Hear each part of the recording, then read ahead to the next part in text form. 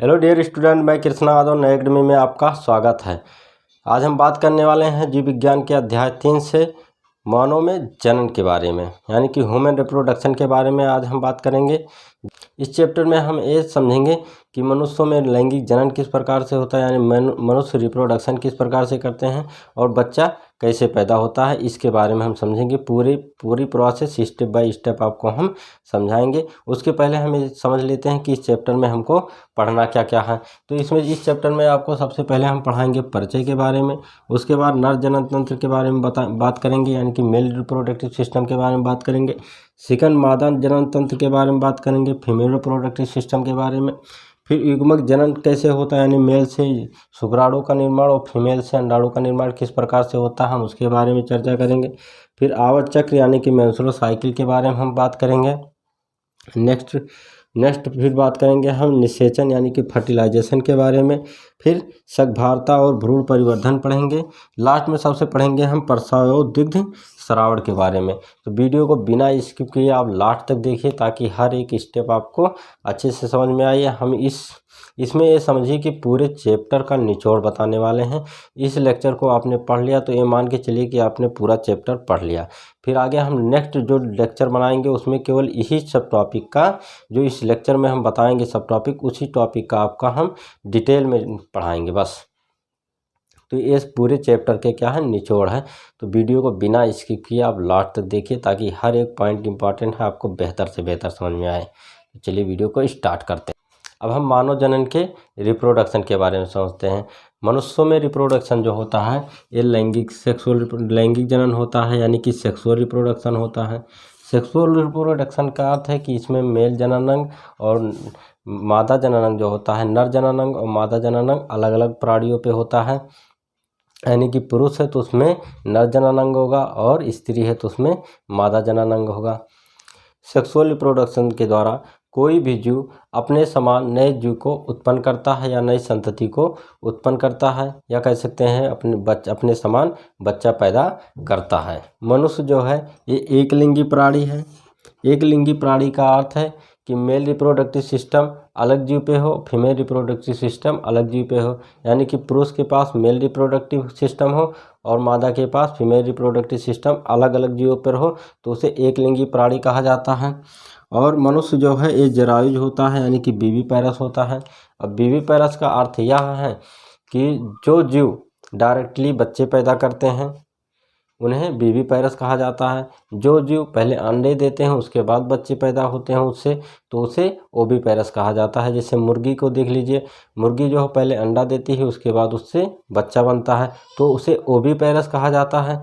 और जो जीव डायरेक्टली बच्चे पैदा करते हैं उनको बीवी पैरस कहा जाता है या जरायुज कहा जाता है। अब हम समझते हैं कि किस प्रकार से सेक्सुअल रिप्रोडक्शन नर और मादा के बीच में होता है और बच्चे का निर्माण किस प्रकार से होता है।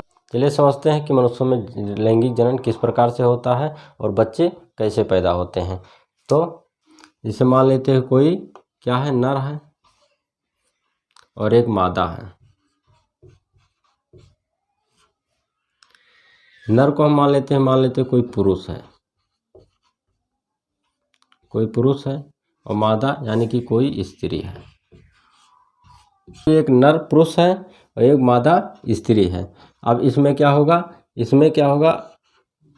युग्मक जनन होगा। युग्मक जनन के बाद क्या होगा, इसमें नर से नर युग्मक बनेगा। क्या बनेगा, नर से नर युग्मक बनेगा, नर युग्मक का निर्माण होगा और मादा में मादा युग्मक का निर्माण होगा।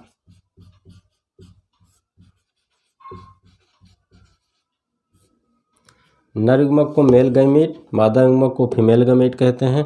या कह सकते हैं कि पुरुष का अगर बात करें तो पुरुष में शुक्राणुओं का निर्माण होगा, शुक्राणु या कह सकते हैं स्पर्म का निर्माण होगा, और मादा में अंडाणु का निर्माण होगा। या कैसे एक का निर्माण होगा। तो यानी हम कह सकते हैं कि जब नर में युग्मक जनन होगा, क्या होगा, युग्मक जनन होगा, युग्मक जनन होगा। युग्मक जनन का अर्थ है गैमीटोजेंसिस होगा। गैमेटोजेनेसिस होगा।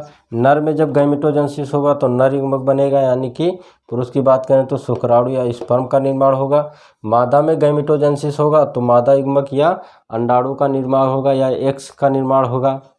उसके बाद नर के पास नर युग्मक और मादा के पास मादा युग्मक का निर्माण हो चुका होगा। ये जो होता है पुरुष की बात करें तो उसमें 14 से 15 साल के वर्ष में होता है, और स्त्री की बात करें तो उसमें 12 से 13 या 14 वर्ष की उम्र में इसका अंडाणु का निर्माण होने लगता है। अब इसके बाद एक प्रोसेस आता है इंसेमिनेशन का। इंसेमिनेशन का अर्थ है कि जिसे जो पुरुष होगा वो अपने नर जनन अंग यानी कि पेनिस के द्वारा अपनी स्त्री के नर जनन अंग में अपने शुक्राणु को प्रवेश कराएगा। तो शुक्राणु को प्रवेश कराने को, नर के द्वारा अपने शुक्राणु को स्त्री के जनन अंग में प्रवेश कराने को इंसेमिनेशन कहा जाता है। क्या कहा जाता है? इंसेमिनेशन कहा जाता है।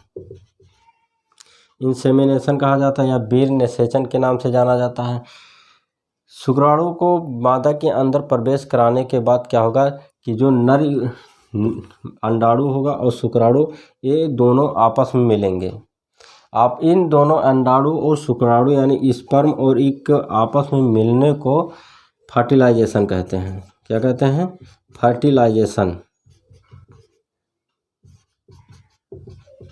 फर्टिलाइजेशन या निषेचन कहा जाता है हिंदी में।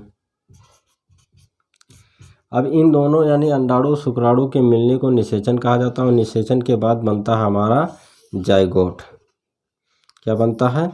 जाइगोट बनता है, या कह सकते हैं हिंदी में युग्मनज बनता है। युग्मनज का निर्माण होता है। अब ये क्या है? युग्मनज हमारा जाइगोट। हमारी लाइफ जो होती है इस पृथ्वी पे जितने भी लैंगिक जनन करने वाले जीव हैं सबकी जीवन जो है इसी एक सेल से स्टार्ट होती है जिसका नाम है जाइगोट।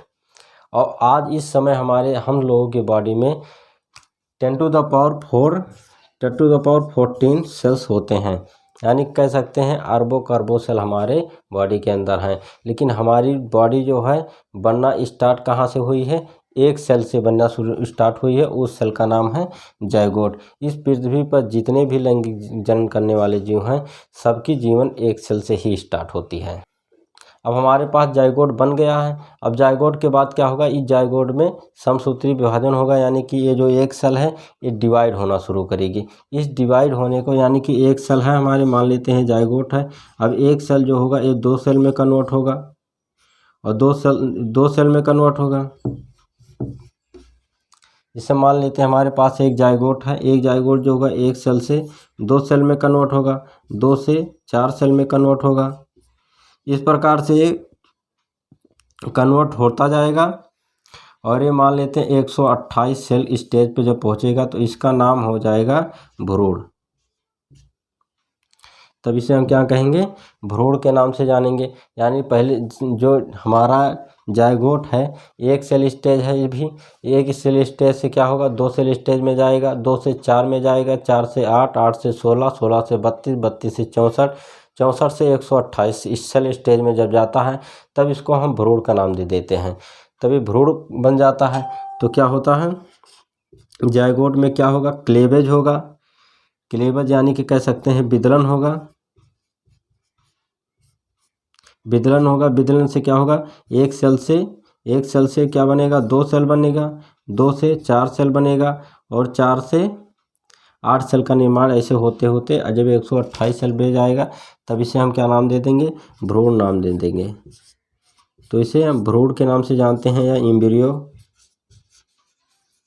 एम्ब्रियो के नाम से जानते हैं। अभी हमारा एम्ब्रियो बन गया। अब क्या हुआ? जाइगोट में विदलन होने के बाद क्या हुआ? ये भ्रूण का रूप धारण किया और ये भ्रूण जो बनने के बाद ये भ्रूण का निर्माण हुआ। अब ये भ्रूण का क्या होगा कि गर्भाशय के अंदर इसका इम्प्लांटेशन होगा। गर्भाशय के अंदर अंतरोपण होगा और गर्भाशय के अंदर अंतरोपण के होने के बाद इसका डेवलपमेंट स्टार्ट होगा। इसका डेवलपमेंट लगभग 9 महीने होता है। 9 महीने के बाद ये बनने के बाद इसका क्या होता है? पार्चुरेशन होता है, यानी कि डिलीवरी होता है। और डिलीवरी होने के बाद बच्चे का जन्म होता है, यानी कि बच्चा हमारा बन गया। इसे बच्चा या नया संतति कहते हैं। नया संतति। नए संतति का निर्माण हो जाता है। यानी कि जब बच्चे का जन्म होता है इस स्टेज को हम पार्चुरेशन कहते हैं। पार्चुरेशन कहा जाता है। अब इस पार्चुरेशन यानी कि फर्टिलाइजेशन से और पार्चुरेशन तक का जो समय होता है इस समय को हम कहते हैं गर्भावधि। इस समय को हम क्या कहते हैं? गर्भावधि कहते हैं। गर्भावधि या हम कह सकते हैं इंग्लिश में गेस्टेशन पीरियड कहते हैं। Gestation period. और ये गेस्टेशन पीरियड जो होता है लगभग 270 दिनों का होता है। 270 दिन या कह सकते हैं 9 महीने का होता है। 9 महीने का होता है। अब कंप्लीटली बच्चा बन चुका है। इस प्रकार से मनुष्यों में लैंगिक जनन होता है और ये सारी स्टेजें आती हैं जिसमें से आपको बहुत सारी पॉइंटें याद करना बहुत ज़रूरी है, जिसका डिफिनीशन हम ऊपर दिख रहा होगा, आप वहां से देख के लिख लीजिए। जैसे इंसेमिनेशन का हो गया, फर्टिलाइजेशन, युग्मक, विदलन, भ्रूण, इन सब बहुत क्वेश्चन पूछे जाते हैं इन सब वर्डों का कि मतलब इंसेमिनेशन किसे कहते हैं, भ्रूण किसे कहते हैं, जाइगोट किसे कहते हैं, फर्टिलाइजेशन क्या होता है। ये सब एक एक वर्ड के बहुत अच्छे क्वेश्चन आते हैं बोर्ड में। तो इसको आप ऊपर तो स्क्रीन पे दिख रहा होगा इसका डिफिनीशन, वहाँ से आप इसको नोट करिए, याद करिए और अच्छे से अपने बोर्ड की एग्ज़ाम की तैयारी करिए। एक इम्पॉर्टेंट बात और है कि जो मनुष्य होता है इसमें शुक्राणु का निर्माण पूरे ज़िंदगी भर होता है, यानी बुढ़ापे तक का इस मनुष्य के अंदर बुढ़ापे तक का शुक्राणु का निर्माण होता है। लेकिन जो मादा होती हैं यानी कि जो स्त्री होती हैं उनमें केवल 50 वर्षों तक, केवल 50 जो मादा होती हैं उनमें केवल 50 वर्षों तक ही अंडाणु का निर्माण होता है। अंडाणु का निर्माण होता है। 50 वर्ष के बाद स्त्रियों में अंडाणु का निर्माण बंद हो जाता है और पुरुषों में जिंदगी भर शुक्राणु का निर्माण होता रहता है। उम्मीद करता हूं कि सारी बातें बहुत अच्छे से आपको समझ में आएंगी। अगर कोई डाउट रह जाता है तो कमेंट सेक्शन में आप पूछ सकते हैं, या कोई नए टॉपिक के बारे में आप पढ़ना चाहते हैं तो उसे भी कमेंट में लिख सकते हैं, उस पर वीडियो ज़रूर बना के देंगे आपको। और वीडियो अगर अच्छी लगी हो तो लाइक कमेंट शेयर ज़रूर करिएगा, दोस्तों में शेयर करिए, उनको भी अच्छे बातें पता चले। Thank you, best of luck, जय हिंद।